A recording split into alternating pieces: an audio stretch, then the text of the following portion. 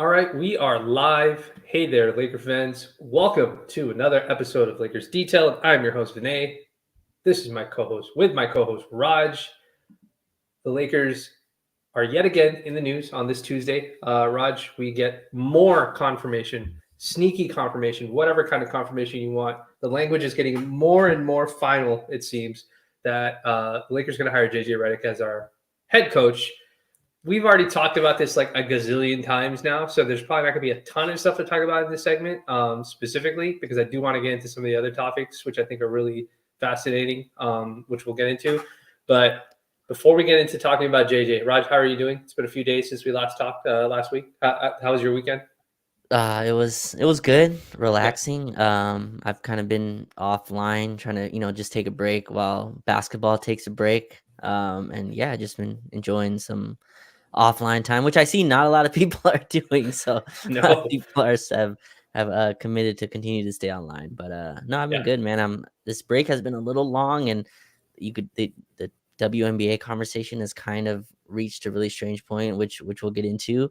Yeah. But it's cool seeing that league. Like, I went to a bunch of Sparks games last year, and it's cool to see that league kind of blow up. And even if the attention isn't great, all publicity is good publicity in some senses, like when you're growing and you're on like an incline kind of thing. But no, it's been fun. How are you, man? Yeah, man. My weekend was good. Soccer tournament with the girls, with the older one. Was very happy with the result. Just individual progress. You always want to see your kids like get better at stuff. So that was very cool for me. So it was a good time. And yeah, like you, I've been trying not to be online very much. And every time I log in, it's just people arguing about the same exact things that they've been arguing about for like the past 2-3 weeks. On the Lakers side, it's about which role player has to get traded because it's his fault that we lost the Denver series. Um, then it's Caitlin Clark versus the rest of the WNBA. And then now the Drake versus Kendrick round, I don't know, 1,000 now. Like, I don't know. It's just different stuff every single time. Anyways, so it's the same stuff, nothing new, other than just some new things. The Caitlin Clark thing, we're going to discuss that a little bit. That's come up, but otherwise, it's been good, dude. It's been pretty good. Taking the break from Twitter in general. I got my screen time, Raj. I got to tell you this. I got my screen time down. My screen time cut down by almost 80% over the past 2 weeks.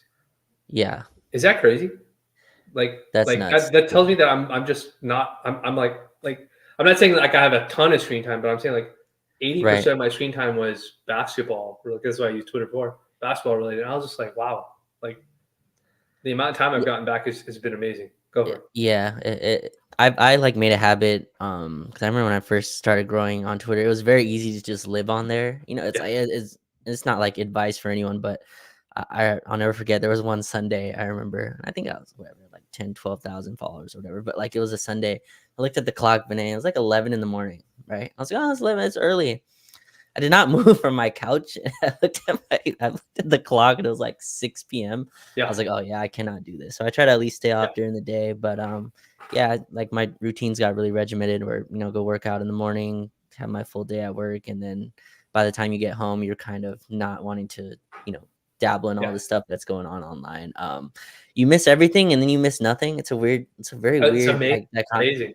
Yeah. Like right? I'm trying to catch up on stuff and I'm just like, oh, this stuff there's nothing important in any of this stuff. I just do quick scrolls. I just turn it off and I'm like, let me go do whatever errand I had to go do in the house.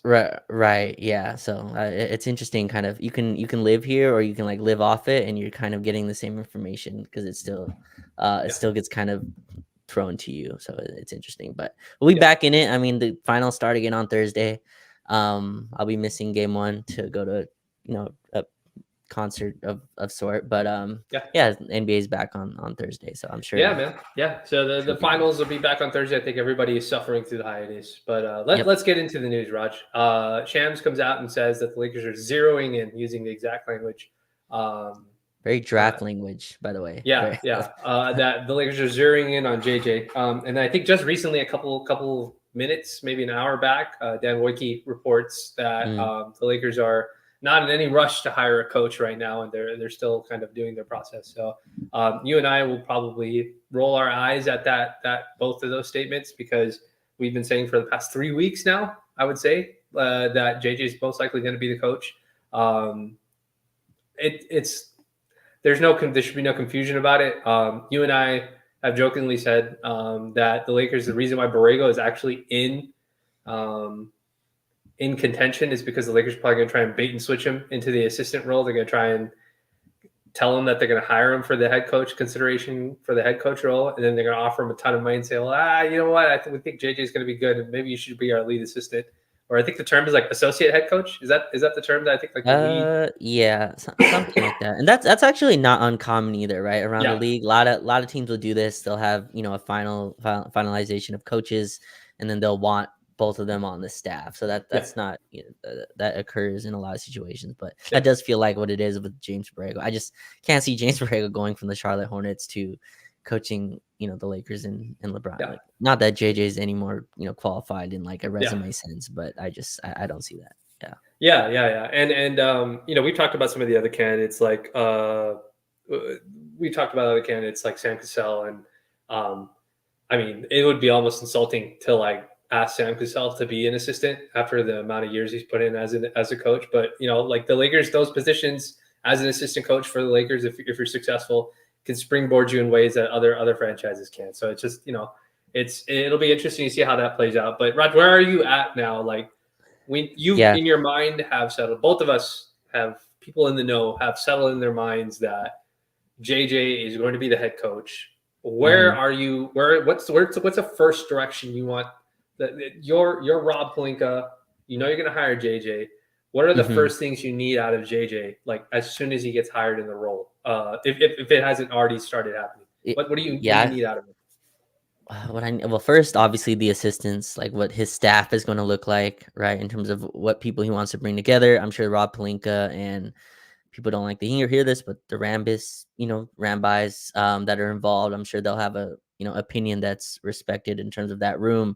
And then JJ, what he wants to do, what he wants to run next year, what kind of players he likes, right?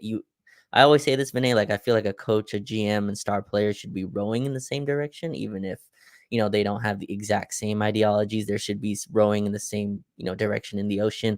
Hopefully JJ has the same idea for what the roster wants to bring. You don't have much time here in terms of right after the finals, you get right to the draft. It's a 2-day process, right? The draft kind of kicks off a lot of these moves. It's the first domino to fall in terms of what trades kick off, what free agency signings you're going to go through, and then you go right to summer league right after that. So it's not a lot of time, but that's the first thing. It's like, what kind of players does JJ want? What kind of defensive system does he want to build? What kind of offensive players does he want?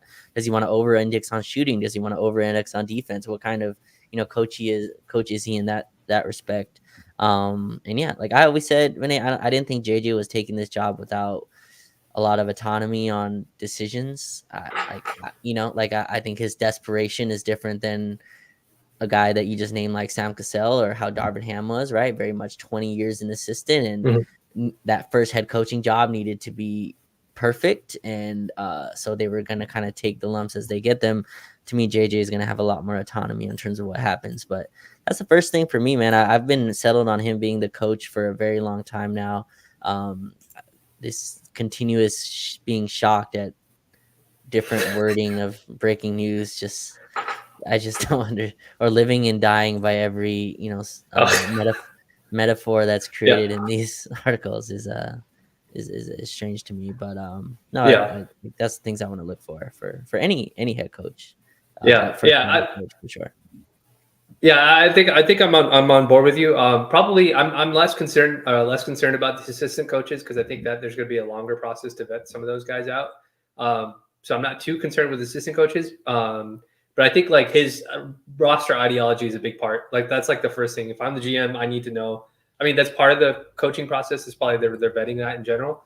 But I want to know how he wants to play basketball, how he wants to defend in basketball because I think that'll have a lot of say in regards to things. Like I think I've been on record to some degree saying with this specific team, with these two specific superstars, I don't think the coach matters as much for when they're on the floor. I think the coach matters for like when they're off the floor or one of them is off the floor. So I mean the coach matters, but I just think like when it's money time, like in the fourth quarter and where it's shot for shot against some other team, I don't think the coach matters as much. Timely timeouts and offense defense substitutions, of course, that always matters. But in terms of like guiding our superstars into what is winning basketball, I think that's kind of a little bit more in their hands. We see that with Boston. We see that with Dallas. Go for it. I was gonna say it's just interesting. You look at because it's very easy. The NBA does this a lot, and I was watching a WNBA game today. It was the Liberty versus the Sky. I was watching it Sky. too. Yes, Yeah, the I was Sky, watching. and Yeah, they just had that huge incident, right? Renee first take led with the attack on Caitlin Clark, as they put it. yeah. But you listen to that game, they never really mentioned that incident. Like it's purely they're talking about the game and they're talking about basketball. It's like the biggest news of the whole week was this incident with her and Caitlin Clark, and they barely even mentioned it. But you look at the finalists, in the NBA finals, which is what we do this all for.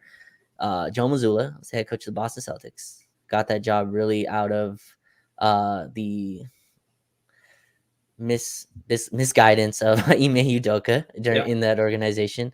And then Jason Kidd, who a lot of people wanted fired, right? So like coaching is a very tough kind of. Jason Kidd, who got fired in Brooklyn, got fired from Milwaukee, or I don't know how those exits came out, but they weren't pretty exits from those places. And now is in the finals with a super generational player in Luka, and you can kind of debate the merits of how much that's Jason Kidd or Luka, but I mean these are the two coaches in the final. So to your point, it's very tough to kind of articulate or analyze what a coach does. I'm in the camp, but I think you're in this as well. We just don't know. Like you don't know how good JJ Redick is. I've listened to a ton of his podcasts. I think he's a very smart individual. None of that correlates to head coaching very many times. It just doesn't.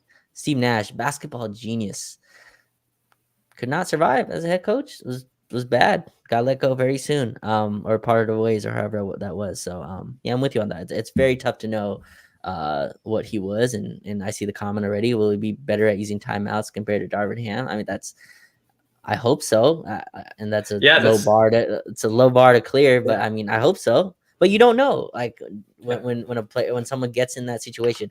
Basketball is so fast, like it's so fast, like in person or when you're playing.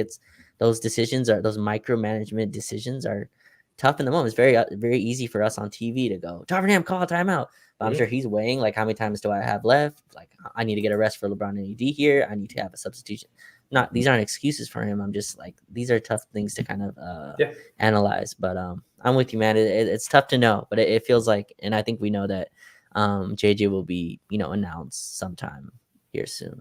Yeah, I'm with you there, dude. I think this is just going to be one of those things where it's like a matter of, not a matter of, are there any steps left? I think it's just a matter of time. Like they're just like, okay, now is the appropriate time to make that decision, and go from there. So, I think we're all on the same boat in regards to the JJ thing. We're just waiting for the announcement, and then we'll just go from there. And like, I'm with you, dude. Like, I echo the same sentiment. Like, I don't know how to evaluate coaches. I don't think there's like a foolproof way of evaluating coaches. You can analyze coaches for sure, but I don't think you can evaluate coaches and be like, okay, well, this is a surefire guy, because the Kid example is great.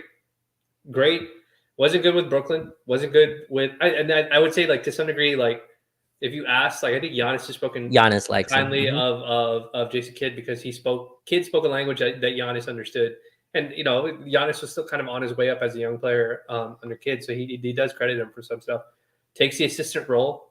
It's pretty clear that Kidd is like the offensive assistant coach, basically, for the Lakers during that time. I think Braun kind of shuts him out a lot to some degree. And then, takes the Dallas job. Dallas job is a rocky job for him. Like Rick Carlisle leaves that legacy coach for that Dallas franchise. I thought he'd be there forever, like Pop was for the Spurs. And Luka, new superstars in town, needs a different voice, needs a different approach. And Carlisle's let go, Kidd's on board, and he speaks his language. Just sometimes people, it's the language that you speak, and that might be what the thing is with JJ. Like maybe he speaks the language that AD and Braun like or understand, and it resonates with them. So we'll see what happens. But I don't think there's no like public backlash. Raj, let's just also be honest about this. The entire season now, like once he gets hired, the entire season is going to be a full on who's responsible for this hire, depending on whether it's successful or unsuccessful.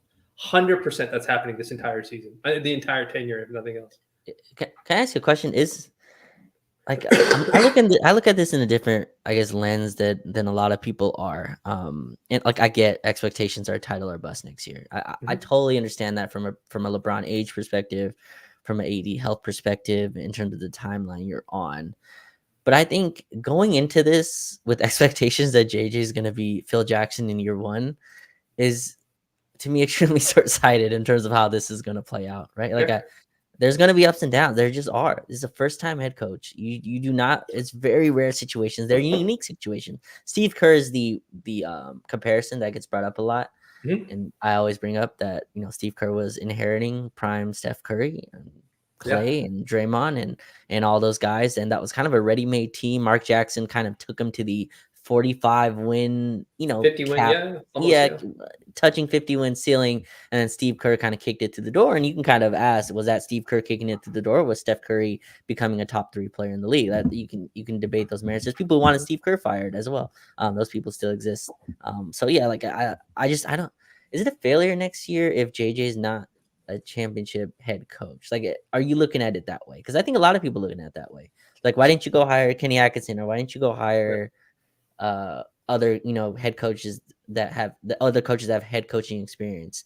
And the reason I've kind of always been on JJ was like, well, I mean, those don't really portray to being successful coaches either. But for you, it's like, is it championship or bust with JJ next year for you? Like, is that the, I guess, bar that you're holding JJ Redick to? So me as a fan of the Lakers, I'm not holding JJ to that standard. But me also knowing how the fan base works as a Laker fan base, like me individually, I'm not holding him to that standard. Like I'm not going to be upset that they don't make it to the finals or they don't win the championship next year. I think that's our expectation, but I'm not going to be disappointed by it because he is a rookie head coach, right? Like when we got Ham, I didn't know what the upper limit was of what we were going to get out of Ham, and we got a conference finals out of it, which was amazing after Mm-hmm. a really rough first half of the season.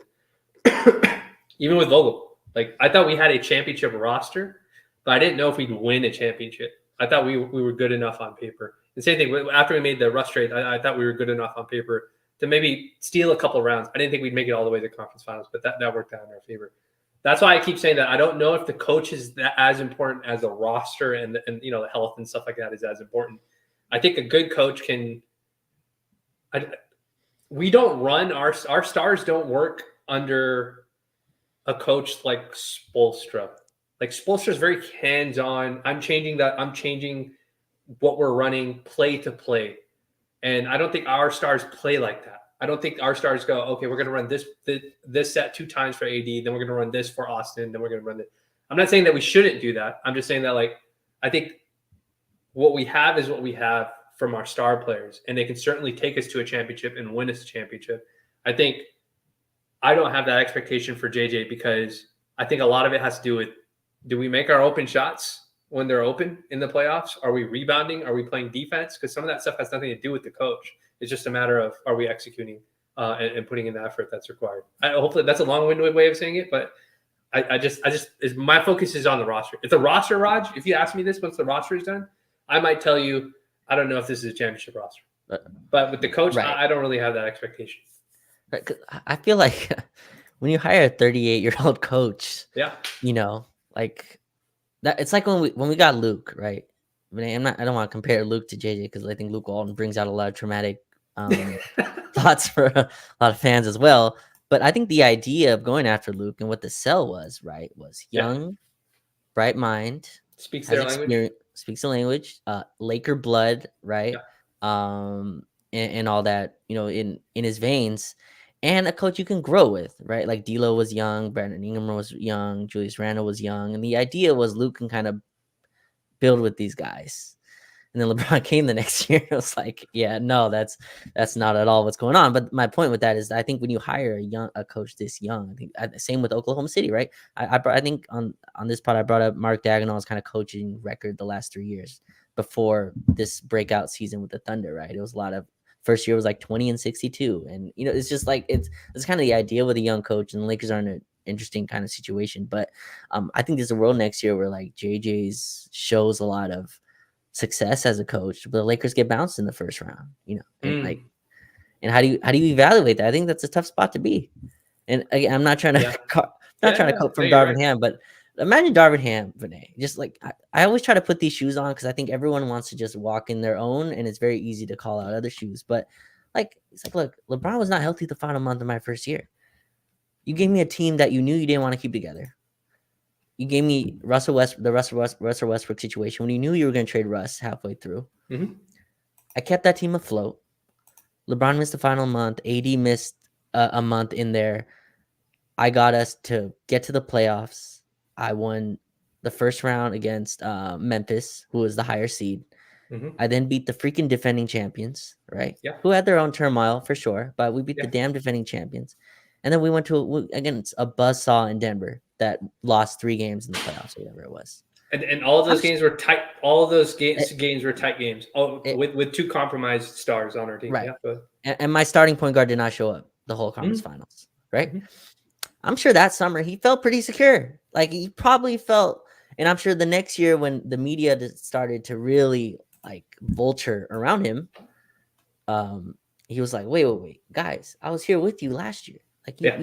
you saw what I did last year. So I'm sure that's why some of the quotes came out of this is a marathon, and it was worded incorrectly. But I think Right. from Right. Darvin Ham's perspective, it was I was here. You saw what I did a year ago. You saw Yeah. like why are you asking me questions like I don't have? So like it's an interesting kind of situation that coaches are in. But that's a long-winded way to say I think like JJ can have a good year and the Lakers don't. Like that's a possibility that can be the case. And we'll see how that plays out. But yeah, welcome JJ Redick to the purple and gold Yeah. family. Yeah. I'm not sure. I'm not sure. You know, to put a button on this, I don't know if the Lakers are also like. I don't think the front office is evaluating him that way either. I think the front office is probably looking at him like, is he keeping the locker room together? Are the stars staying engaged? Are we winning games is really important. I'm not saying that they don't care about winning games, but like meaning like I think they're also probably looking at it like, hey, we don't know if hiring him results in a championship. We're probably not measuring him based on that, but we do want to see.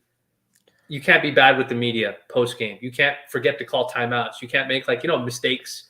You can't like one of the things that worked against Ham badly was the body language that was then said it's Ham's fault that the body language from the players is bad. Like Ham being in, like the camera being in the huddle and Ham forgetting to drop a player, whatever that is. Like, okay, that might happen sometimes for coaches. If you like you said, the truth serum thing that you do, you give truth serum to all the coaches. They're like, yeah, we've all had times where we've had brain farts in the middle of a huddle.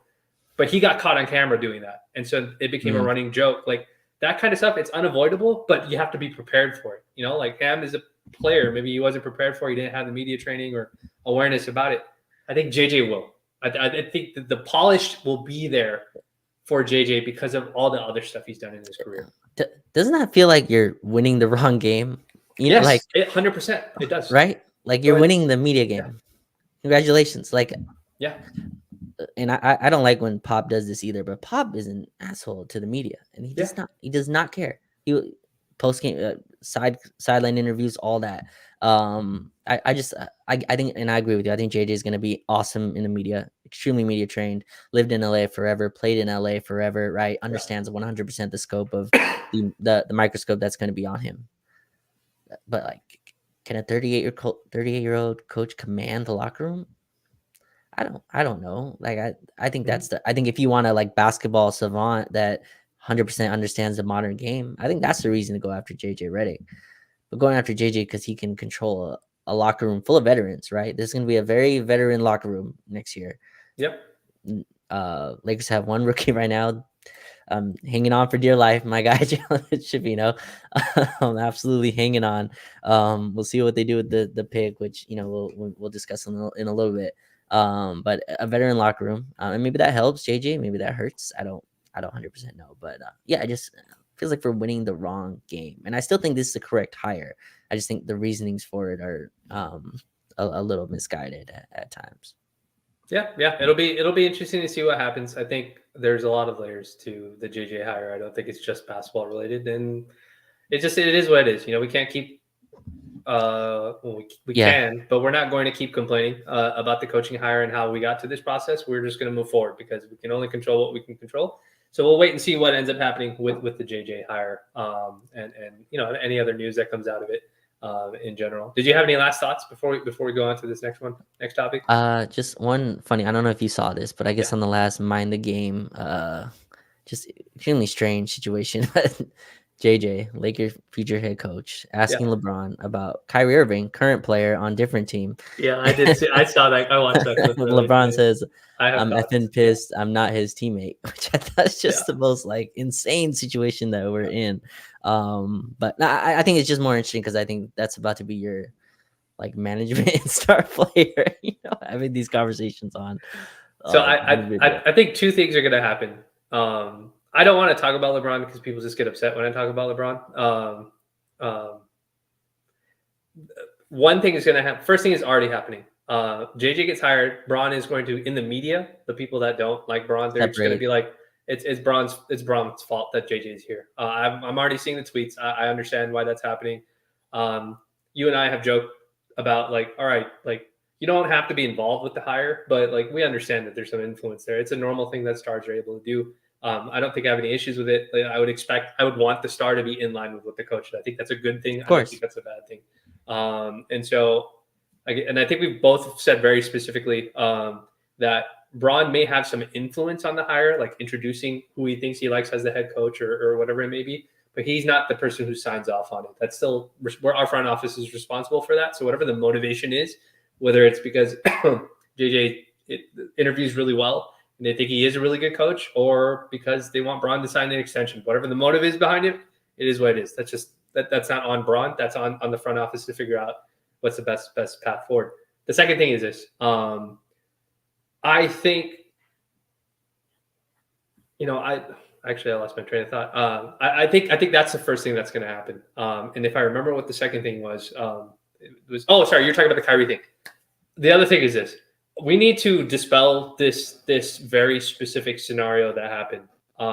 And the cool part is the people who listen to us, I try to tell you what I learned, not stuff that gets told to me, but stuff that I learned about how that transaction happened and stuff like that.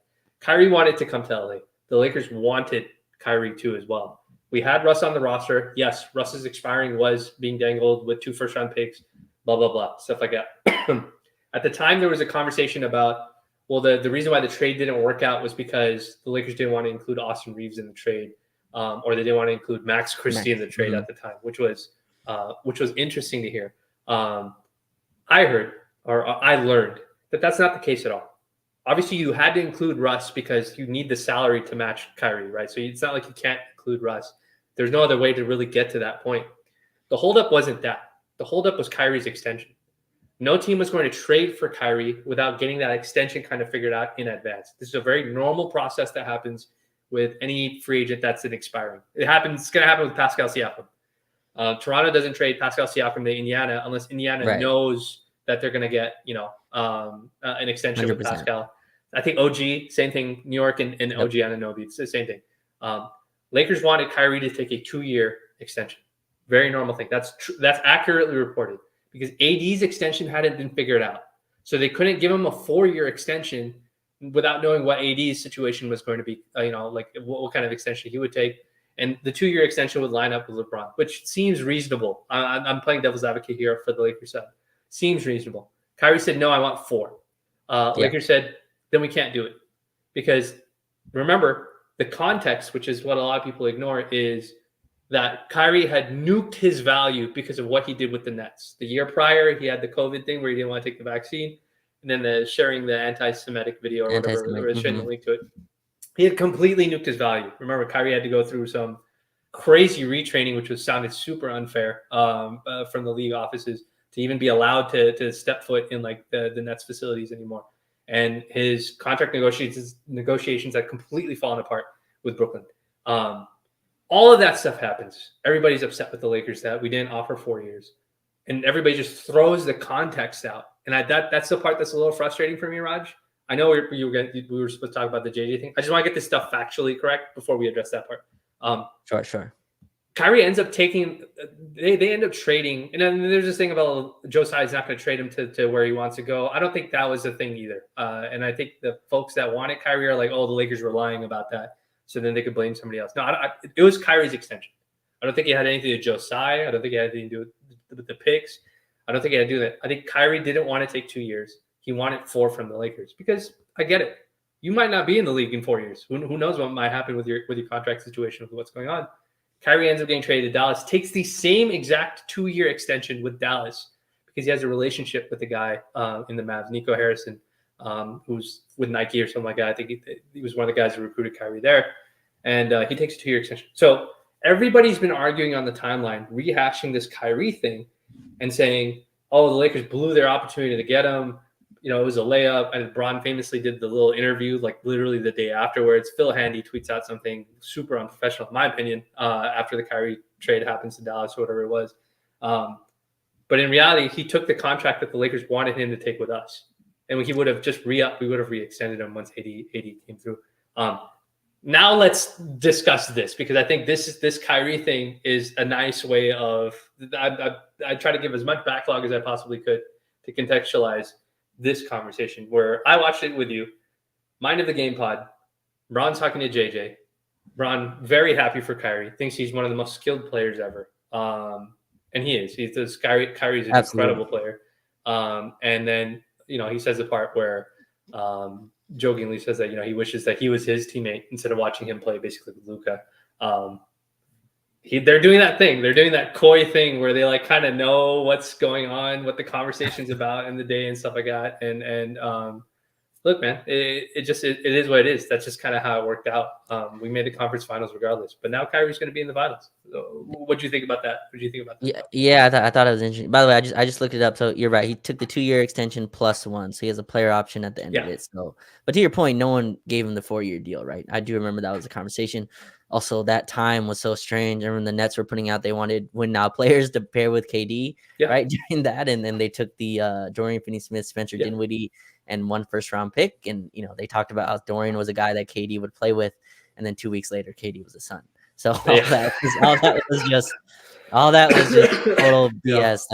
That was being spilled out. But no, it's interesting to it's very easy to forget how tumultuous that situation was, right? Just Kyrie was a guy nobody wanted, anybody could have had, and Dallas was the one. And credit to them, they I said this I think in the last pod, they rolled the dice on Luka's prime with Kyrie Irving, and they won. They hit big, they hit green or whatever it is on roulette. So credit to them. I just thought that was interesting to hear LeBron kind of. You really don't hear active players talk about other active players on other teams that they wish they were their team. It's usually from from afar of appreciating their game. And LeBron's I wish that guy was here right now on my team. It's just funny to hear it. But no, man, these episodes are interesting. I recommend everybody just go back because let's not play games here. These conversations were had from episode 1 of this show. Let's be absolutely real. These conversations were being had a long time ago. And so you go just, I don't know if you've done this exercise yet, Vinay, but go listen to episode 1 and 2 and 3 and listen through the lens of LeBron talking to his head coach instead of talking to his friend. Listen in that realm. It's a very interesting and eye-opening kind of experience. And it's not bad. It's just it puts the words in different contexts, right? Talking to a buddy versus talking to the guy that actually is going to run your plays next year. It's a totally different experience. No one has that. You're not going to get Jason Tatum speaking with Joe Mazzulla on video, in that detail. It just does not exist. Luka's not going to be talking to Jason Kidd in that way either. It's just, it's a cool experience I would recommend everyone to do. But I think that's a lot on the JJ stuff. I think we've kind of dove into that. I'm all JJ'd out. So let's get into this next conversation, which has been the conversation that has led to other conversations, which is unearthing professional animosity from Stephen A. Smith and his colleagues. And it's just dude, this is getting out of control. And there's definitely Pat McAfee. Wow, bro, what are you saying on live television? It's just been a lot of stuff that's been going on. And it's basically a conversation about this Caitlin Clark thing. The Fever have a game with the Sky. There's a dust up with Candy Carter, and Caitlin Clark, she hip checks her on an out of bounds play right in front of the ref. Like she knows what she's doing when she does it. That she's going to get in trouble for it. Kenny ends up getting fined. There's a little bit of hoopla around it, but the media storm that happened after that has been freaking nuts. And there has been, I would say, like if I had to use a word to describe it, like there's been a lot of disingenuous dialogue about what's Sure. been going on and what's happening. And I think a lot of it is because there's a new audience, including myself. I'm not going to act like I watch the WNBA all the time. I'm a casual observer to myself. Since my daughters were born, I probably pay attention to it more because they watch basketball with me, and I want them to be able to see how girls play basketball. So that kind of matters to me too. So we watch Sparks games on TV. But that dust up led to a whole bunch of stuff, and Yeah.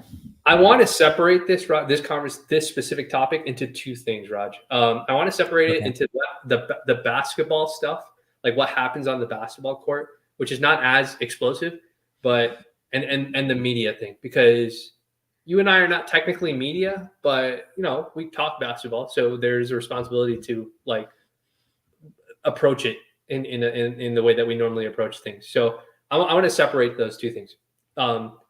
The hip check, the dust up, the physicality, whatever you want to call it, between Caitlin and Candy, or Caitlin and whoever, the hard screens, the stuff that everybody's been saying, I think that's entirely normal. Like, I don't think they're trying to hurt her. I don't see anybody trying to clothesline her. I don't see anybody trying to trip her. I don't see anybody pushing her in the middle, like, doing unsafe basketball things to her. It's Sure. just physical basketball. And I'm a big proponent of let the women hoop. Like let the women play basketball, and it'll regulate itself. And if it goes to a point where it's dangerous, they're gonna get fined, and they won't want to get fined anymore. It's like the Draymond thing. Draymond's only gonna do it until those fines get so expensive that he's like, all right, I can't do this anymore. Sure. I'm getting fined too much. That's my for the basketball part. Do you have any Yeah. issue with what's going on, or what are your thoughts with like what's been going on with her on the basketball court as it relates to the rest of the league and her? It's funny because I think both of us are basketball psychos, but I just have a lot more time on my hands than you do because you have, Yeah. have a family. So like Yeah. I'll go to a lot of Sparks games, especially because there's no Yeah. other basketball on, right? And I'm not interested in any of this other sports that are occurring during that time. So like I'll go to, and not that that's the only reason you should go. I recommend anyone to go to a Sparks game. But I don't think people realize how much more physical the WNBA game actually is. And it is a good point that a lot of people are making, which I didn't really notice in real time watching, but the WNBA is definitely more post play centric. It's a lot more big woman kind of posting up, and it's a lot more physicality allowed in that. And that's spread out through the game, right? So if you watch Caitlin Clark dribble the ball up, the ball pressure is different from the NBA ball pressure. It's very similar to like NBA playoff level reffing in like regular season games. So there's going to be more contact in that sense. But I haven't seen anything dirty besides the Kennedy Carter, forearm, and that could also be seen as retaliation. Caitlin Clark is also physical. I think that's getting lost in that. Caitlin Clark is not some just pure finesse basketball player either. She'll throw her little elbows in. She'll throw her forearm into you, and that's all fine. Like that's awesome. I think the game needs more physicality, not less. I think trying to ref out physicality out of the game is the wrong approach, and people are comparing this to like when the rules were changed for Jordan and all that stuff. I think we're kind of getting a little ahead of the horse here a little bit, but like I think the basketball has been fine. And I think even if you ask Caitlin Clark, she's like, look, I'm shooting 40% from the field and I'm having more turnovers than field goals per game. Like I need to work on my stuff. We've won 2 games out of 11 or whatever it is. And people are going to come at me. I understand that. I'm a star coming into the league, and I think that's just par for the course. This is a normal reaction. It's a normal reaction to people who've already been in a place where someone else comes in and has leverage, right? They've come in with already solidified talent in a league where they haven't done anything yet. And it's a normal human reaction. The idea that they're supposed to, Monica McNutt, who was on First Take, kind of made this point of that they're supposed to roll the red carpet out. No, this is competition. Like Caitlin, I don't care what you did at Iowa. Speaking from the perspective of WNBA player, like I don't care what you did. Like scored 25 on me. Like you're down 30 on the scoreboard. Like I don't care what you were. I don't care what the salary is. I'm sure we'll get into that conversation in a little bit. But I'm fine with the basketball stuff, man. I think the basketball stuff has been more than fine, and I actually like it. I think these are the bumps and bruises that a guard is going to take. She's going to have to bulk up a little bit. She's going to get stronger, and then she's going to be a freaking monster when she does. Mhm. So these are just par for the course for Yeah, women. yeah. I think the physicality. Just watch one WNBA game. I would just encourage folks watch one WNBA Hmm. game and see how they're officiated and see how the physicality works. I think there is a little bit of the casual audience that's like come into it and they're like, oh, like whoa, why are they allowed to do this to her? And if that audience is coming from the NBA games where you can't get touched, offensive players have like this freedom of movement that you don't get in the WNBA. Like it's a stark contrast. I'm older than you, so for me, I know a version of the NBA that was like this, that where Mm. you were, it was all bump and grind all the time, and so that doesn't. It's not a surprise. It's not a stark contrast for me to watch Yeah. when it comes to it. The last thing I'll say, because it's funny seeing like it's not nothing wrong with this. It's just Caitlin Clark fans going from the college, following her, right? It's this new kind of fandom where you kind of follow more players and teams. Mhm. So people are kind of following Caitlin Clark to the league, right? Mhm. And they're kind of using like why didn't she should be averaging 20 free throws a game. It's like that's not how this league works. That's not what they Yep. want either. That's not what they're promoting. So yeah, it's just interesting to watch all the conversations around it. But the basketball has been great. I've enjoyed it. She lit up Crypto Arena. They Yeah. sold out, a Sparks game like that, which, but I don't know, people don't know this, but the Sparks don't even sell Upper Bowl tickets. Yeah. It doesn't even, they didn't even sell Upper Bowl tickets. She had that filled out to the brim. It's just, it's incredible what she's doing for the sport, her and others, of course, but Yeah. definitely she's spearheading it. But let's get into the media stuff. Well, let's get Yeah. into the media. Let's get into the media stuff. So there's been a lot of stuff about just I've seen players do it. We've seen media folks do it on Twitter. We've also seen people and on their shows, and we've also seen Austin Rivers has spoken out in the same capacity. The general stance, and this will be I'll lob this question to you first. The general attitude has been Caitlin Clark is bringing a lot of eyeballs to the WNBA Hmm. for just because of who she is, which is a fair thing. I don't think that's an unfair thing to say. There's a lot It's of true. people who follow her, who like her, whatever it is, that attention is there. I think Angel Reese said something recently where she said, "Hey, like I also brought people here too," and I think Yeah, that's a very fair thing too as well. Like I sure. think that phenomenon of people following players in college and then following them into the league and tracking their careers, I think that's a normal thing that happens. Obviously, on a higher scale with Angel and Caitlin after what happened in at the college level. The attitude has been she has brought in all this viewership. That viewership is eventually going to turn into more revenue for all of the women in the league in the forms of Hmm. television, jerseys, whatever, all that sort of stuff. But it goes a step further. It's this person is raising the profile of the league. You should be nicer to her. You You should should not be appreciate it. so mean to her. You should appreciate it more. Hmm. And people are using the physicality that they're seeing on the basketball floor, and then obviously some of the media comments too as well about her. And they're using that as a way of discussing of saying that well the rest of the league hates Caitlin Clark, and they should actually appreciate her more and be nicer to her because she's putting money in their pockets by being here. Which is Sure. always funny because it's like, where else would she be? Like, is she going to go to Russia to go play basketball, or like, I'm pretty sure she wants to be here. Um, Right. what do you think about that stance, that statement, that like that idea that people should be nicer to her, or just I won't even preface it. What do you think about that statement, that stance that people are taking? I just know I don't know anyone who's like competed or in any kind of like very competitive type of sport. That's just not how these things work at all. I think there can be a universal understanding. I'm sure if you ask again, I'll bring up truth serum again that I've never had in my life. But like if you gave truth serum to a lot of the WNBA players and you ask them, "Hey, what's the biggest reason you guys are getting these eyeballs? Like, what's the number one reason?"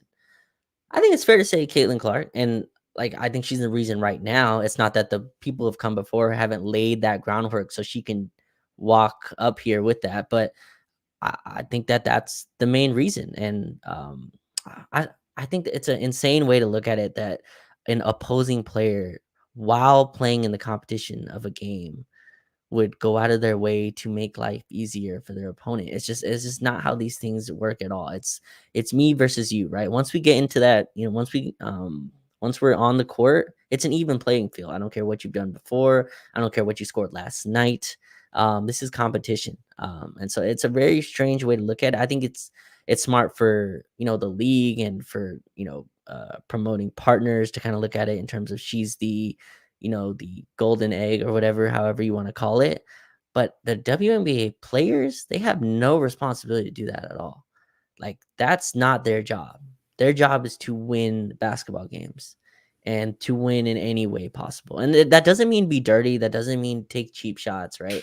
I think Yeah. that, again, I think the Kennedy Carter thing has kind of been blown up out of proportion to where that's been one kind of incident in 11 games. And obviously that's the most uh, like headline or clickbaity thing you can kind of pull out of this situation. So it's what's dominated the headlines. But the basketball, I think, has been great. She's captivating arenas, Vinay, that have never been full, really. You know what I mean? Like, Yeah. she has crowds screaming. She's upping ticket sales for everybody. Sparks tickets, the game that she went for like playoff Laker game pricing. I mean, it, it's having a huge effect. But WNBA players have no responsibility to do that. That's not him. That's not their job. Yeah. It's not Kennedy Carter's job to care about Caitlin Clark's ascension in the WNBA. That's absolutely ludicrous. Yeah. The When Magic and Bird came in, the Celtics didn't give a crap what Magic Johnson was doing for the league. Why? That's not their job. Like, he was uplifting the league and taking it to heights. Him and Bird, of course, kind of ushered in this like new era of basketball. But the opposing players had no. It's not their responsibility to do that. But how are you seeing it? What do you see? What are you seeing from this? Yeah, so I see it two ways. I see it the way that you see it, where I don't think the players have a responsibility to. I think the players would acknowledge the fact that not even just Caitlin. I think Angel, all the new blood, Cameron Brink, like all the new blood coming into the league, because it's also a generation that's much more involved social media Mm, wise. Like I right. think you're starting to get like this generation of women's players that are active online and have followings online, and those folks are going to follow them into the league in a way that maybe some of the previous ones did, previous generations didn't do. Um, so I think they would acknowledge that. But I'm with you. I also think that there's like you guys are taking basketball stuff and turning it into a media thing. Like, how they played on the basketball court shouldn't have any, like, they shouldn't be nicer to her. Like, it's still a competition, right? That doesn't make any sense that you did, because then what you're trying to do is you're basically trying to make it easier for her, which kind of defeats the entire process. Like, then at that point, we might as well just like start telling all the players like, hey, don't do this, don't do that. Let this player succeed. Don't let that player. It's no longer a sport, right? It's a scripted series, or it's a scripted sport. So there's another part of this, Raj, that I think is a sticky topic that people dance around. Some people are a little bit more deliberate for it, depending on what company you work for. I think it really matters. I think Pat McAfee tried to say it, but he said it in a really bad way. Terrible And messaging. Yeah. yeah, and I think he heard it. There is a racial component to this. You Hmm. don't typically see like Sabrina is here, Sabrina Ionescu. She's a fantastic player, but everybody has short term memory, so they don't like remember that she's like a really really good player, even though she's probably, I would say as good as she had a lot of hype coming out of college the same way Caitlin has. Um, but I think there's also a part of this where there's a little bit of a racial component where we have to sort of acknowledge that some of the audience resonates a little bit more. I'm not saying they like the basketball because of the racial component. I'm just saying they resonate with it. You and I have said many, many times, um, when we aren't potting and we're talking when the camera isn't rolling, we've talked about how it's like Shams he's not like he's not like he's brown. He's a brown guy representing brown guys in NBA media space. You and I have talked all the time about how difficult it is to even break through in any of these positions, or even have somebody extend their hand out and be like, "Hey, I watched your plot. I really like your stuff. We'd love to have you be a guest on here," or how would you like to do this for us, or just opportunities. Not that we're hunting those opportunities, but those opportunities just don't show up. And for us to watch guys in the media like Shams be able to do what they do, what he does is always it resonates because there's representation in what happens. I think there is a representation thing that's happening here with Caitlyn a little bit, and I think she's bringing in a new audience that resonates with her. She's not 6'8", 6'9". She's not she's not Breonna Stewart. Hmm. She's not built like Candace Parker. Like she's like, they compare her to Steph in terms of like Right. the style of play that she likes to play. And a lot of people resonate with Steph's style of basketball. He's a smaller guard. Um, Shoots a lot of threes. Like, I understand it. Not everybody can be 6'9" LeBron. Most people are closer to being 6'1", whatever, or 5'11", Sure. whatever. And so that makes a ton of sense. I think that part is a part that people are afraid to discuss. Not afraid to discuss, but I think it's a sticky subject because it's always Sure. it turns into a white versus black thing. Right. And I'm not here to pick sides in regards to it, but I just want to acknowledge the human part of what that is. Like Hmm. this is a league that has a lot of black women who have carried the league at a time where it wasn't financially feasible, Yep. or when it wasn't that good, who are new people like Diana Taurasi. People always say that she's just an old hater. She's like 42. She's playing basketball. Like everybody just calls her an old hater. But like all these players were there during the real bad days of the WNBA, and they're now being part of this transition process where the new blood's going to come in, and eventually the old guard's going to eventually leave. But right now they're having to. I'm not saying Candy is the person for this. I'm just saying in general. Like, Sure. Sure.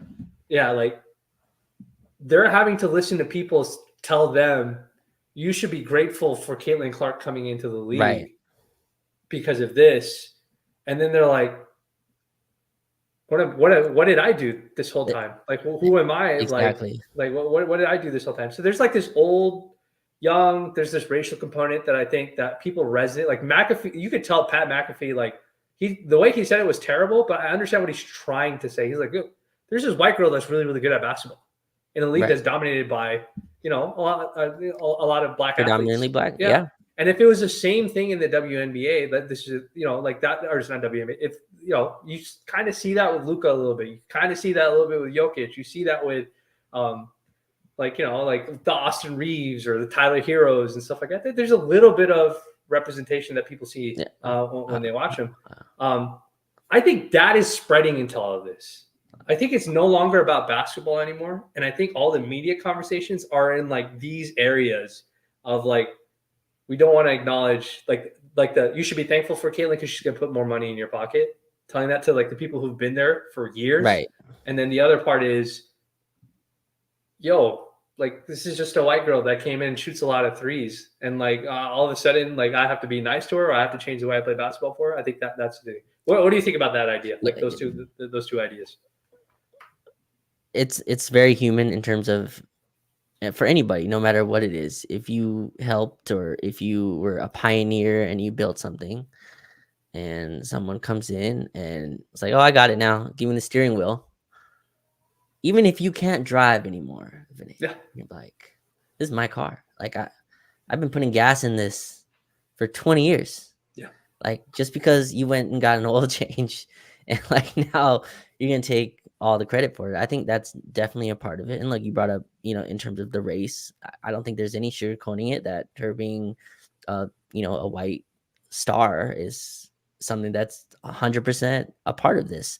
yeah. You brought up Luka and Jokic. Those are not American They're basketball not. stars. Yeah, I mean, they just aren't. They're and me and you are huge Austin Reeves fans. I don't think you have to run away from the fact that he's white because that's what he is, and he doesn't like, you know what I mean? And I like that part of it being like very niche and like yeah, for it's sure. unique because he's in a league that's predominantly black, right? And so I think and I think those are just layers of stuff that you can admit and you can put in the forefront. Doesn't make those things right. It's just that's part of this conversation for sure. Yeah, And the race is one part of it, and I think that's a part that does get, it's a touchy subject because no one wants to really go close to it, but so it's 100% part of it. She yeah, came from Iowa, right? And like she very much lives up to kind of what she does and who she is and her kind of her upbringing and all that, and she brings that to a sport that again that's not predominantly what she was and wasn't even what they were at, her schools or whatever it was. Another part of this, Vinay, just with the race, I think it's interesting. I think the money part of this too matters. Like I mm, 100% think the money part of this matters. both of us are adults now, and money creeps into any conversation, no matter what you're in or who you're talking to. But I mean, in all walks of life, not that it has to, but in all walks of life, there's a part of this. Um, Caitlin Clark was a millionaire before touching the league. You Yeah. know what I mean? Her NIL money was rumored at like 3.1 million or whatever it is. And I'm not gonna put WNBA salaries out on the forefront because it's not what this is for. But a lot of players do not make that. Yeah. It's a league that, you know, players very much make. Some of them make under six figures, and like I think that's a part of this as well. And I'm not saying there's jealousy or anything like that. It's just I think you wanting to showcase yourself off of someone who's a star brings out an extra level of motivation. Mhm. And I think that that's all like involved in this conversation. But like I feel like it's been taken to a place, Vinay, of almost trying to start wars that don't exist. You know what I Mhm. mean? Like it's like there's some race wars that are getting started and all this type of stuff that I think is kind of moving very far away from everyday stuff that happens in life and just life conversations. And I think this Caitlin Clark and WNBA situation is no different.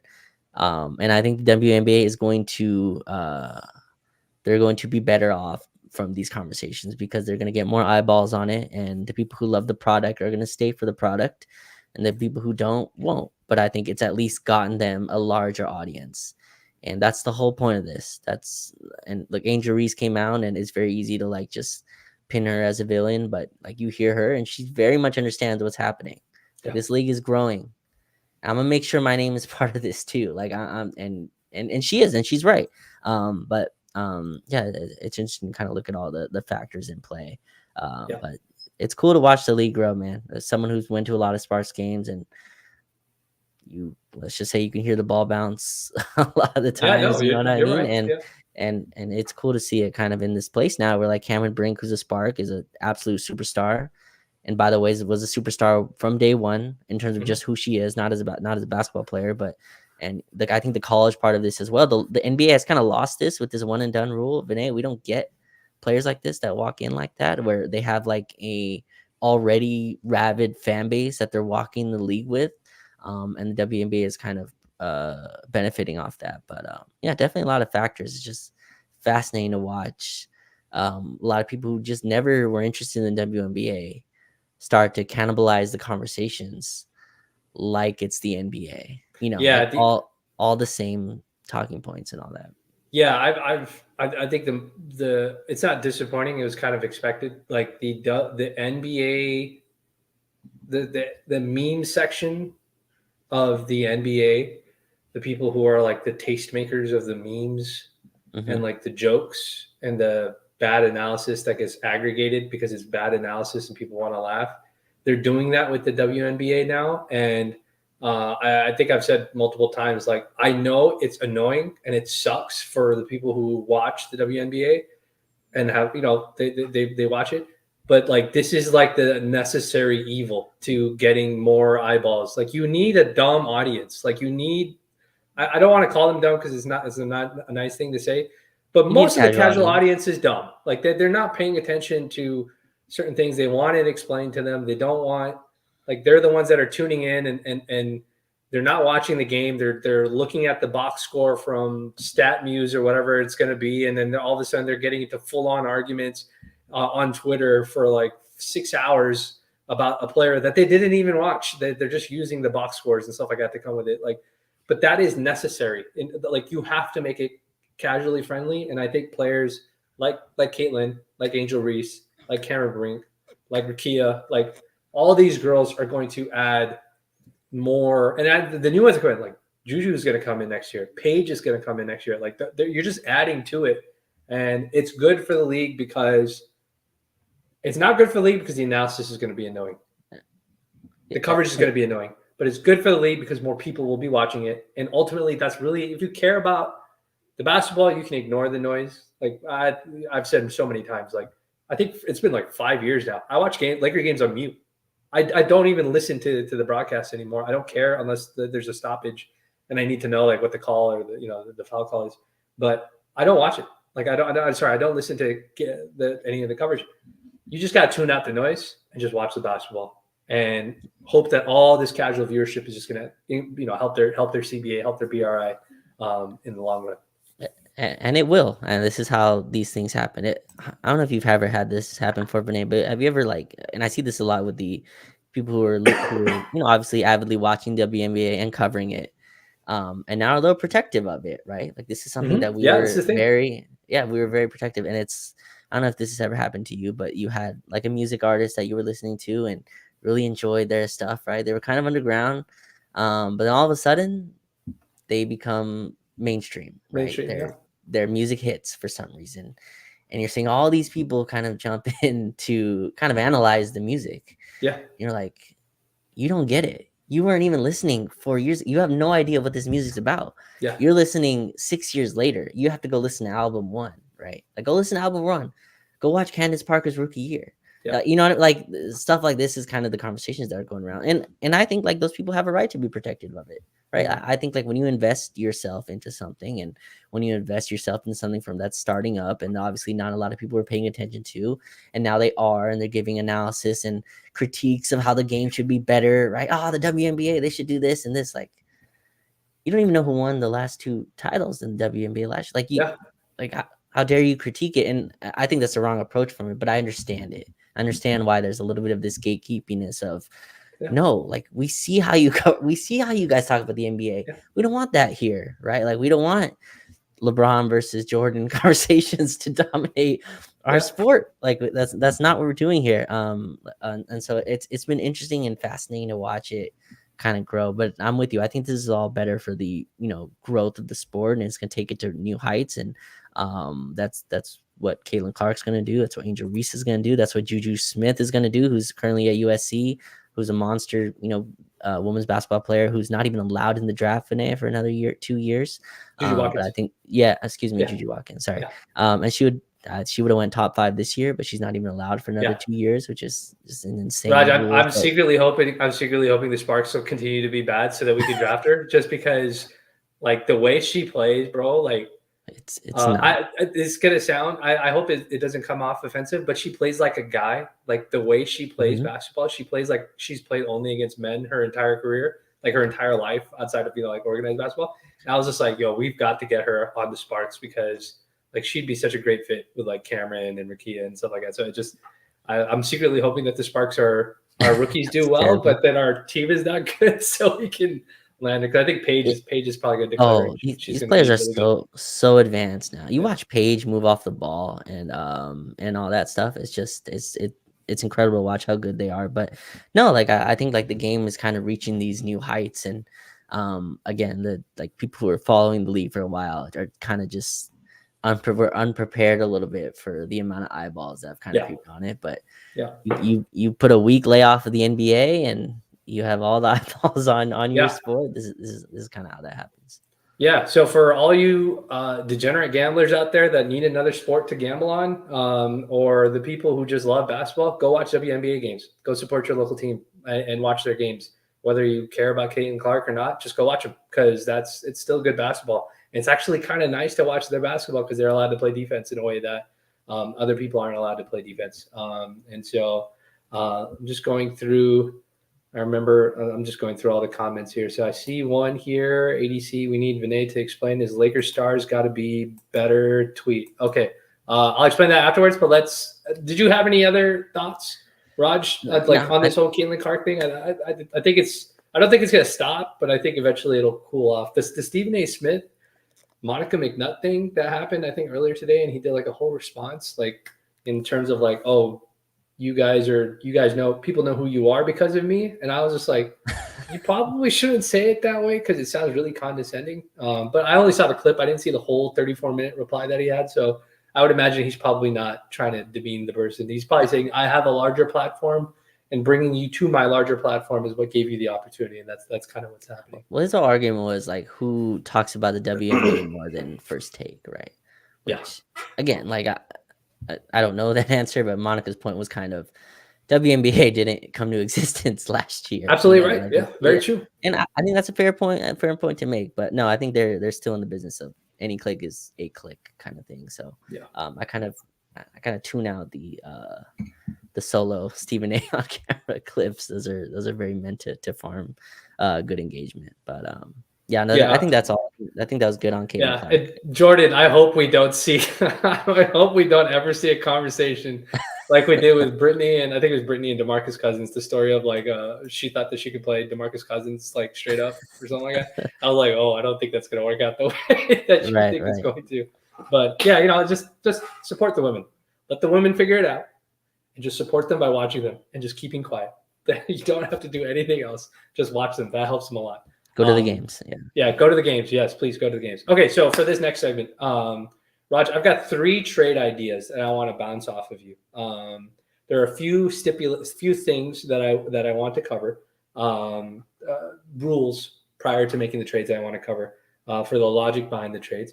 I'm going to ask you your thoughts about them. There's no wrong answer. There's no right answer. I don't care whether the trade is a good idea or a bad idea. But these are just 3 trades involving one player on our team who has a sizable salary and the 17th pick that we have that's now been finalized, because that's the most recent piece of news that's kind of come out since we last potted that I wanted to discuss. Okay, so these 3 trades, here's the logic behind me proposing these trades. 1, D'Lo opts out. 2, Spencer Dinwiddie chooses not to come back to the Lakers. He ends up getting an offer somewhere else and a role somewhere else. I think he still wants to play meaningful basketball. I don't think he wants to just sit away at the end of the bench.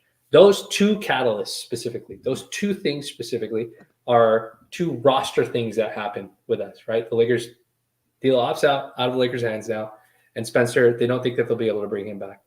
The next logic is JJ turns around and he says, you know what? I've been listening to Vinay and Raj a lot, and I really like their idea and their logic, and I think I want to play a traditional center or play a real big next to Anthony Davis and size up a little bit, because, I covered the Western Conference and Eastern Conference playoffs, and it looks like the teams that rebound and play really good defense are the ones that win. So he decides that he also wants to add a center. So now it's Rob's job to go out there and find a trade that makes things work. So that's my logic. That's what I'm going with when I come up with this idea. I'm going to propose the first trade to you, okay? The first trade is this. It is Rui Hachimura and the 17th pick. That'll always be the building block for all 3 of these trades. Mm-hmm. And a veteran minimum salary to Charlotte for Grant Williams, Trey Mann, and Nick Richards. Okay. Trey Mann was the guy. Trey Mann, for the folks that are unfamiliar, he was drafted to OKC. He is a very, I would say, electric scorer. Was sort of playing Athletic, that 6-man role, but OKC had too many guys in the same position that he was in. Nick Richards plays the backup center for Charlotte. Right. He's a big body, big dude. Gets up and down the floor, rebounds a lot. He's a machine on the glass in that respect. He covered for Mark Williams when he went down, and he was putting up double games, quite a bit. And Grant Williams is the annoying guy from Boston and Dallas that got jettisoned. Famously, people have made fun of him for that. But my logic behind going after Grant Williams is, obviously there's a salary part of it, but Grant Williams can actually make threes from the corner 3, the very spot that we put Rui Hachimura in when he was on the floor with LeBron and AD is a role that Grant Williams would play. So if we think Grant can play as good or maybe slightly better defense than Rui, that's a plus. And I can tell you that the 3-point shooting is a plus compared to Rui. You don't get all the on-ball stuff. He's more of a 3-and-D big wing.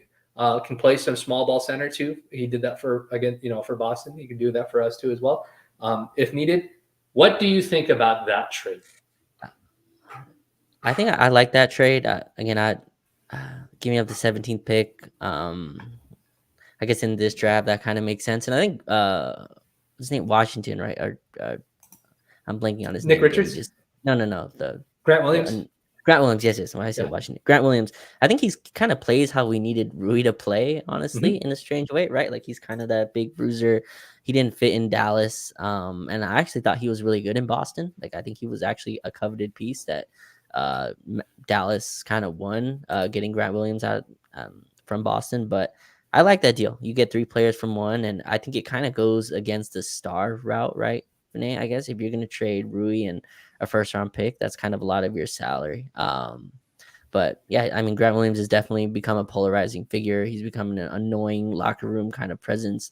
But I think like that's the type of upgrade you're looking for, really. Yeah. And I guess you can sell Charlotte on Rui Hachimura. I guess I like that one. I think Nick Richards also is a uh, backup center that you can grab. The chat is not really happy with Grant Williams for sure, but I think Grant Williams is more of a, I think he was kind of strangely outed and Dallas kind of got a better fit back, but I think he Yeah. fits kind of better next to AD as like that. And LeBron kind of as that bruising forward who can kind of hit open threes.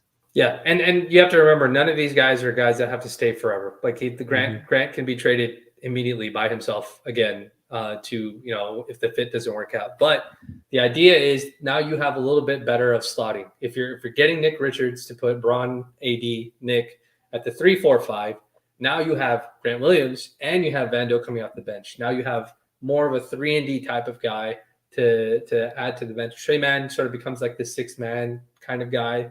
To come off the bench.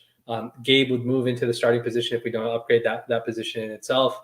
Now you have a little bit more balance. You have a point guard in Gabe Vincent, and you have a center in Nick Richards, who are more defensively oriented. They're concentrating on rebounding. They're concentrating on defense, picking up those specific assignments that allows Austin, Braun, AD to be the two-way guys that they normally are, cleans up some of the hierarchy, pushes guys to the bench, like Vando, who I think would benefit from coming off the bench and playing in lineups where it's just Braun or AD as opposed to both of those guys. Not that he can't be effective in both of them, but it takes the pressure off of him having to do so much when he's on the floor with both of them. So that's the first idea. Okay, here's the next one. This is a smaller idea that can expand into a bigger one, but I want to give you the base of it. Again, is Rui and the 17th. And I've checked the numbers on this, by the way. So these are all legal trades. Rui and the 17th for Jared Allen. Ooh, that seems like very low for Jared Allen. I feel like he would go for a lot more than that. I like that if Cleveland can do that. I think that's a lot of your assets put into a center. Jared Allen makes a little bit more than I would like. His kind of playoff resume is something I'm not too fond of. I don't know about that one. I feel like I would try to get a little bit more for the Rui and 17, but Jared Allen makes sense. I'd kind of on the fence on that one. Sell me on that one for you. What's your, I guess, main kind of push for that? Yeah, so same thing. It gets Vando out of the starting lineup and with the bench group, which is better. Opens up minutes for Max because if we want to use him in that 3-and-D sort of role that we're trying to get him. Jarrett's a little bit more of a traditional pick and roll guy, a real rim protector. His feet are actually not bad defensively. Like I would have put him out on the perimeter all the time, but teams won't really target him like that. He's an offensive rebound machine. Again, frees up AD's responsibilities of having to do that. That's really it. It's more of like if I can't find somebody who's really good at the 17th spot to draft, and I need the salary to get a guy who's younger, like Jarrett's, I think he's 25. I forgot what his age is, but he might be a little bit younger. But again, also gives a traditional center for Braun, those Braun lineups where we space it out and we kind of need a good screen and roll guy. Yeah. I think in that AD would have to improve his jump shooting just in that scenario, right? It's just, again, you run to the problem that Cleveland did really is Donovan Mitchell and Garland are kind of playing in a phone booth a lot of the time. Then I think the offense would be, very clunky. I would like a center that you can play there. I just think Jared Allen is a huge kind of resource of your salary in that spot. And like I think he's a fine center. I think his kind of playoffs and warts have kind of been shown out, and the fact that they're already pretty confident that they want to split those two up is shocking. Is kind of revealing to me. But yeah, I'm on the fence for that one for sure. But I get the idea though, definitely. Miles Turner was my dream for I know he's not on this list, but I don't think he's even available anymore because of the run. But I think you need at least some kind of spacer on there.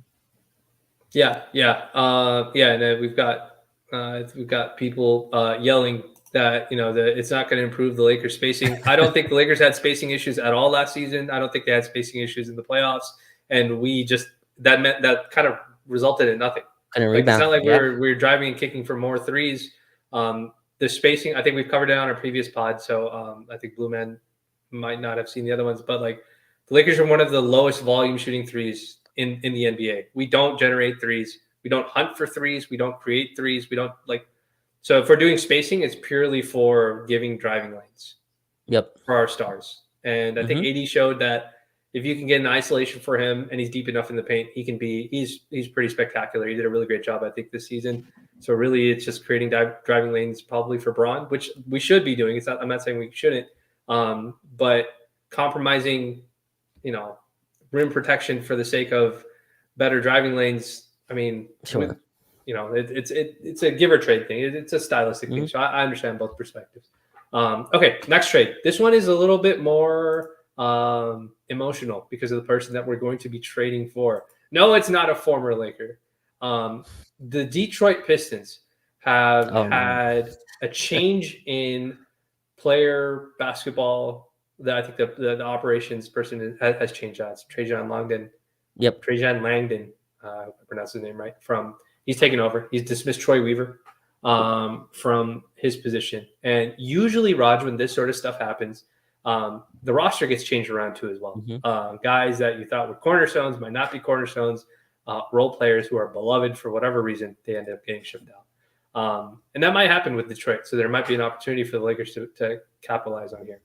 So the trade that I have in mind is Rui and the 17th pick for Mhm. Isaiah Stewart, arch nemesis of LeBron, famously from 2 years ago, Okay.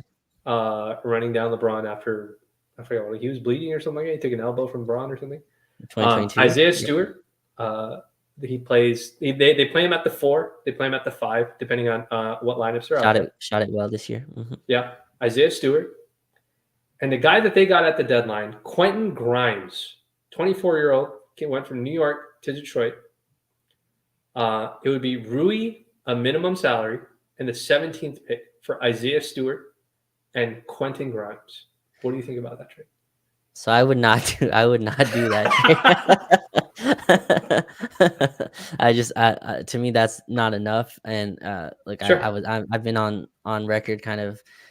I know it sounds insane, but I've been on record that I wouldn't be too upset if the 17th pick kind of stayed in Yeah. hands. Yeah. Because when my friends Ralph has kind of mentioned this on the timeline as well, that everybody is shopping their first round pick from this draft, and when everybody is shopping these same picks, it kind of Yeah. really destroys the pool of what you're giving up. And to me, Vinay, the 17th pick, and as you've done kind of shown in this kind of experiment, it's kind of a throw in a lot. Like the sell is really Rui in a lot of Yeah. these deals, really, right? And so I just feel like the 17th pick has kind of been it's kind of a throwaway. And if Yeah. it's a throwaway, I'd rather try to hit on that in terms of getting a young talent, and Isaiah Stewart and Quentin Grimes, who I think has had a really up and down show of his career.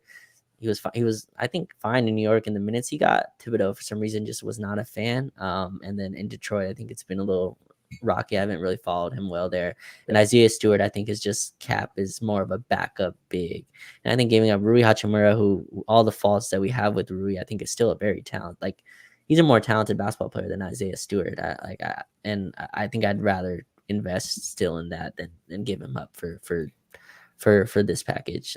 But If talk to me, you, sell me on this for you. yeah, I was gonna say, if you took out the 17th pick and you added a veteran minimum salary instead, Mm, let's say all three of these teams, Charlotte, Cleveland, and Detroit, value Rui more than the Lakers do. We certainly know that Laker fans are very upset with Rui for not grabbing enough rebounds in the playoffs, even though he was standing in the corner and chasing Michael Porter Jr. around on the 3-point line, so he wouldn't be in position to grab rebounds. But like, if you took the pick out, you don't need the 17th pick, and you just add another veteran minimum. So let's say Cam Reddish checks in, or he opts in, and now he's a throw in. Do you do any of those trades? The Charlotte one, the I Cleveland think one, and the Detroit one. if you can get Jared Allen without giving a pick and just straight Rui for Jared Allen swap, I think I would do that pretty Okay. clearly. You're basically because their salaries are I think close. Jared Allen makes Very around close. 20 or something. A veteran minimum gets you to veteran minimum plus Right. Rui gets you to Allen. Right. Yeah. And I think Allen would be awesome. Just him and AD would kind of give you this defensive floor that I think would really carry you through a lot of regular season games, and then the playoffs you can kind of adjust to that. That's the one I would do. But yeah, I think the Charlotte one was fine. I like Nick Richards, Grant Williams. is fine, doesn't excite me. But I think it's a fine kind of play. And it's interesting because you look at all these, Vinay, from like the prism of what you're going up against in the West, right? Which I think is athletes. It's right. It's defense. It's super on ball creators. Mhm. And that's how I kind of look at this. And how does this help you with that? And I think Minnesota, and as even though they lost, kind of gave you this blueprint of this two bigs lineup, right? And that's where the Jared Allen stuff kind of excites me. Grant Williams, I think, at least gives you the shooting. So can Grant Williams be a PJ Washington? And I don't know the answer to that. But I think if the Fair. cost is just Rui, then I think you can you're really basically giving up Rui for three playable pieces, and Yeah, I think that makes a lot of sense. But I think to me this shows that this is a really complicated offseason, I right? agree. Because there's all these deals, and there's also just let's pull all these together and go get the one ball DeJounte hit, Murray or something. Yeah. right? And so I think it's an interesting kind of place, but Yeah. Yeah. uh, So there's we'll probably do it later. I'll probably keep sprinkling in these trade ideas with different players and different combinations. But I just want to do the Rui one because that's been the hot topic over the mhm. past couple of days of think like this is the guy that has to get moved or whatever. And so I'd float some out that way. And then there will be ones including Gabe. There'll be ones including Austin too as well, unfortunately. So If Indiana calls you, right, and they're like, hey, we drafted two centers. We just got swept. We don't want to. We have to pay Pascal Siakam a lot of money. Give us an offer for Miles Turner. I How mean, many? I'll give you How many Rui in a firsts? first. Yeah. How many firsts are you willing to kind No, of put into not that more deal? than not more than one. Not more than one. One first? Okay. I'll give you one first for Miles.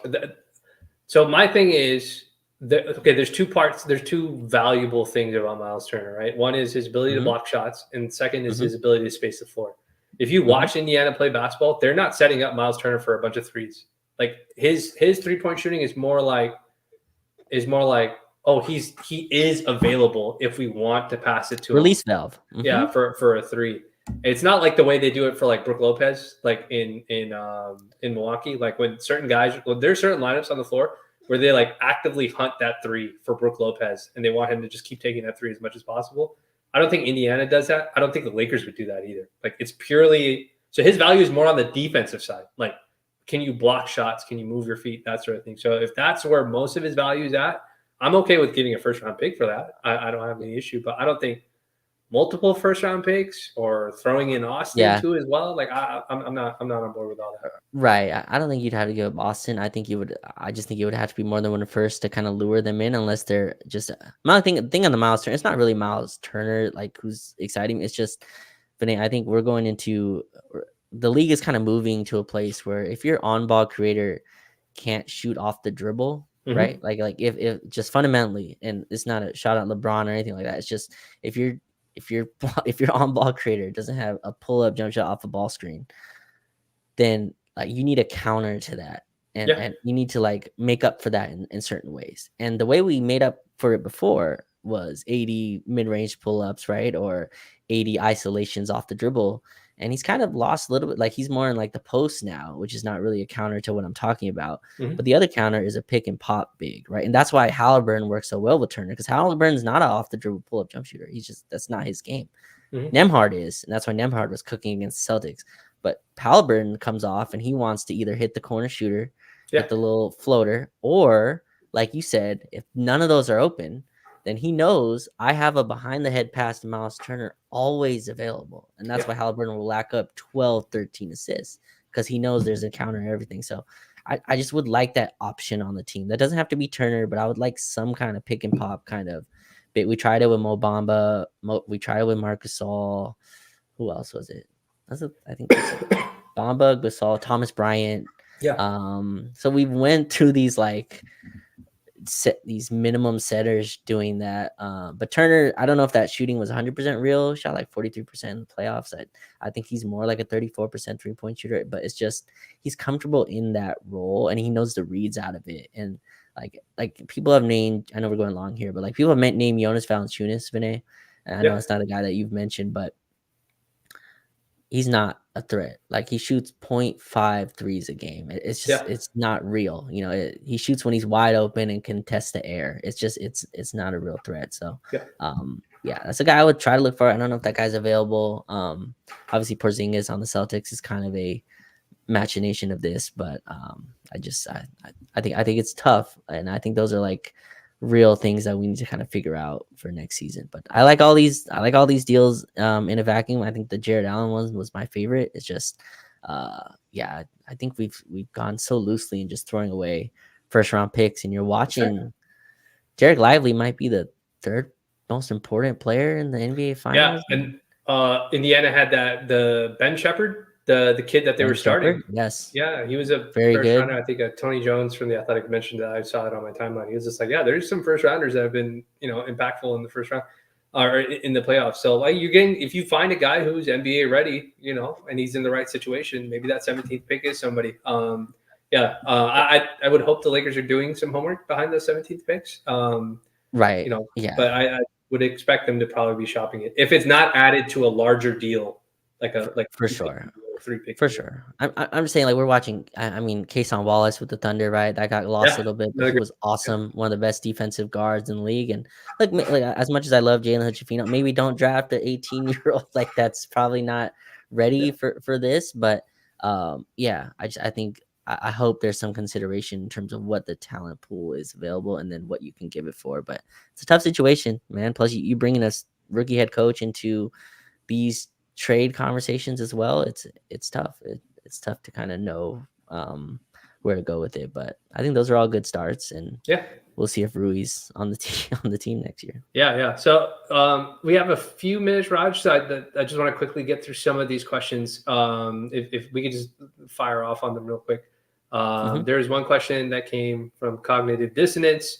Do you guys think the Rockets would take Grant and Gabe for no picks for Steven Adams after doing Rui plus 17 for Grant, Trey, and Richards? So I can answer some of that for you. So we cannot aggregate two players together after we've traded for that player for like 60 days. Mm, I think that's still what the limit is. So you couldn't aggregate Grant and Gabe together. That would also, I think, be too much money to send for Steven Adams too in general. Also, before Raj answers, I've heard that the Rockets actually like Steven Adams, so they're not actually okay. looking to move him. So that should. That, that's what I was gonna ask you. Would you Yeah. move? But if he was available, would you move Rui in the 17 for Steven Adams? I'm worried about his injury issue. He's like had knee injury issues for a while. If he gets a clean bill of health, then I'm all for it. I like Steven Adams. I think he, playing with Russ, accurately knows how to play basketball without getting in the way of his stars, but also still being impactful as a rebounder and defensive guy. But Yeah, yeah, he might it's just be. He might just be. I mean, he played his logged a lot of minutes. yeah, he's Yeah, like, and that guy's a rugged dude, bro. He fights with very. everybody, like in a good way. He scraps with everybody, and Yep. that can put a lot of years on you, in regards to it. The next question we have, we'll get Jordan's question here, and then I'll take that next question after that. Do you still believe in AD's jump shot, Raj? Oof. Actually, this is a good question because this gonna segue right into what the question Right. I'm answering. I believe it's going to continue being what it's been. Like Yeah, that, and so just a roundabout way to answer that. I don't think a jump shot is returning. And a 3-point jump shot, I think, is gone. Like, I'd be shocked if those are attempted at a large volume next year. I still have some hope that the mid range game can come back in spurts in terms of when he has his handle, and I think there's ways to kind of accelerate that, of giving him more ball handling touches and more inverted screen actions where he's the one kind of creating and not always having to wait for the ball to come to him. But yeah, I think the like pick and pop kind of threat stuff is dead for now. What do you think? yeah, I think he is who he is. I think he definitely has games where I'm not dead on his free throw line jumper.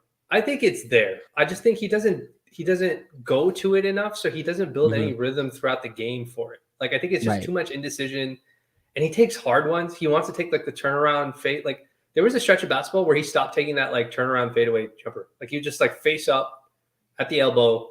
I'm just gonna just catch and just shoot it, or one dribble catch, whatever it is, that the rhythm dribble into the shot.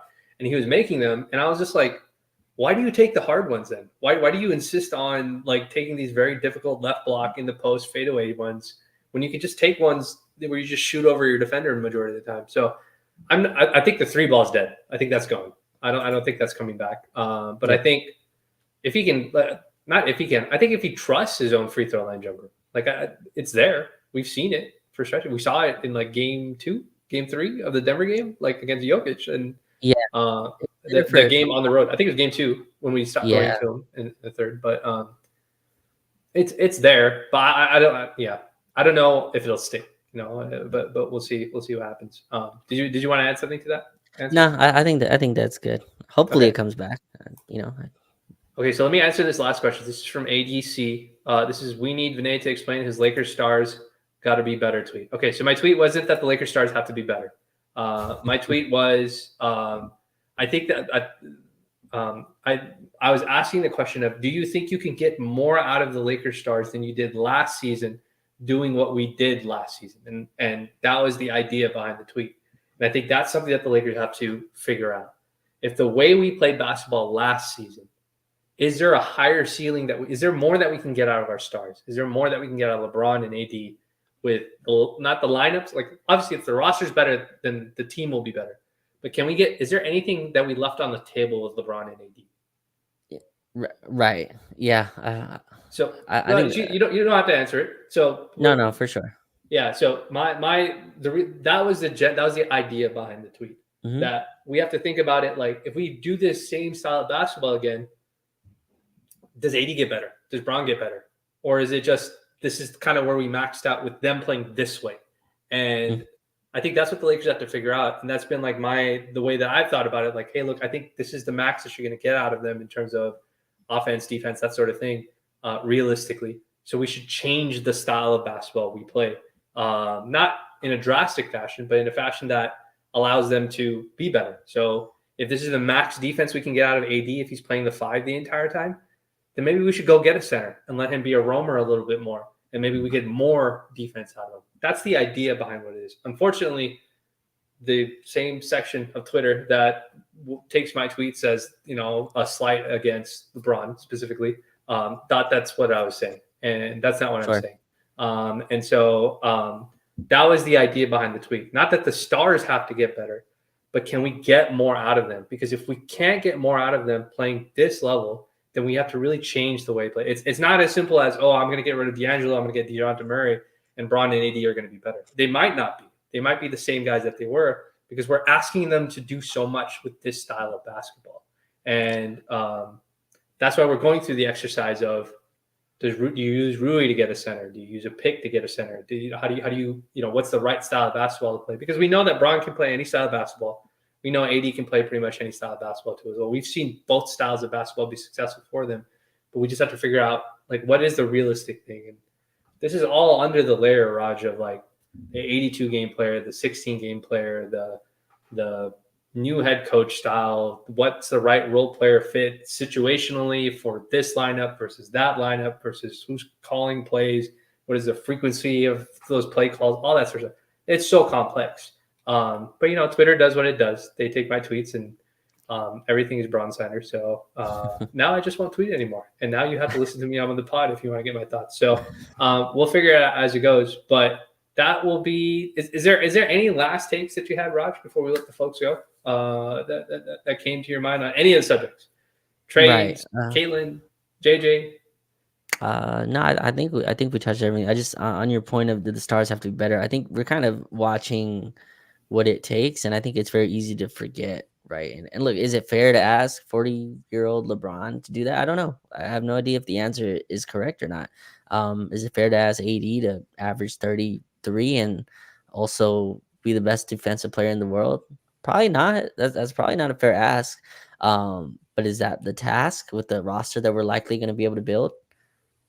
Probably. And so Blue Man made a comment. I talked about how you have to kind of make up for not having. I didn't say LeBron wasn't an elite level shot creator. I just said that he's not a pull up jump shooter, which I think has that gives you limitations in the playoffs that show up. Right. I think you see it with a team like Indiana as well. Like even with Halliburton now, as great as he was, if you're unable to hit kind of a pull up kind of jump shot in the mid range, it's very tough to kind of create consistently good offense, right? It's why Jalen Brunson was able to average 40 or whatever, because Brunson can get into that mid range no matter what you do. That's kind of a shot that's always there for him. Mhm. And again, I think like at 40 years old, it's tough, but that's the conundrum. This is the biggest conundrum the Lakers are in my opinion, this summer. But I think the coaching has been done 3 weeks ago. Oh But yeah, for sure. do they go get the elite level shot creator, a la Trae Young, a la Donovan Mitchell, whatever it is? Or do they go these route that you just went through of like these small trades? Let's hit some, let's get some small wins and try to do this again with a team that hopefully has some connectivity in terms of depth and all that. It's an interesting way to look at it. I don't know the right answer to that, but yeah, I think do the stars need to be better? I think that's a good way to frame it. They're not going to be healthier. That won't happen. Yeah, that's actually been like that's been the thing that a lot of people have told me. They're like, you got lucky that Bron and AD played as many games as they did. And I was just like, well, if that's the case, then we have a whole different conversation that like we're back to square one of do we even trade Rui? Because the whole idea behind trading Rui was he's a productive player. He's willing to do the stuff. Even if he doesn't do it well, he's willing to do the stuff that Bron and AD, you need him out of the 4 spot. And he's actually a natural replacement for LeBron on the offensive end for the style of basketball that we play if AD's playing and Bron's out. So if that's a thing, that's another layer of stuff you have to account for that's going to be really difficult for us to account for. But, we can say that for another pod, Raj. We don't want to wish any injuries on anybody. So we can't really, do anything about that. But I want to thank all the folks, Jordan, Cognitive Dissidents, Blue Man, I think ADC, John, all you guys. We see your comments. We try to get to all of them as much as we can. But as you can see, these pods run very, very long. And it is a lot of basketball stuff that we talk about. But we appreciate everybody that joins in, all 2,400 of you. As always, we appreciate everybody. We like, share, subscribe, whatever it is. We appreciate it when you guys are able to tune in with us to talk about Lakers basketball and just basketball in general. And if nothing else, your comments, whatever it is, we always do discuss them and try to get to them as much as we can. So as always, I'll get this up on Spotify and Apple so you guys can rewatch it if you didn't get a chance or you jumped in later. Or you can just rewatch it on either mine or Raj's Twitter timeline. You can just replay it and watch it that way too as well. But as always, we appreciate you. And whether you're listening to this during the day, in the evening, we hope you have a wonderful day. And if nothing else, we'll see you in the next one. Take it easy. Peace.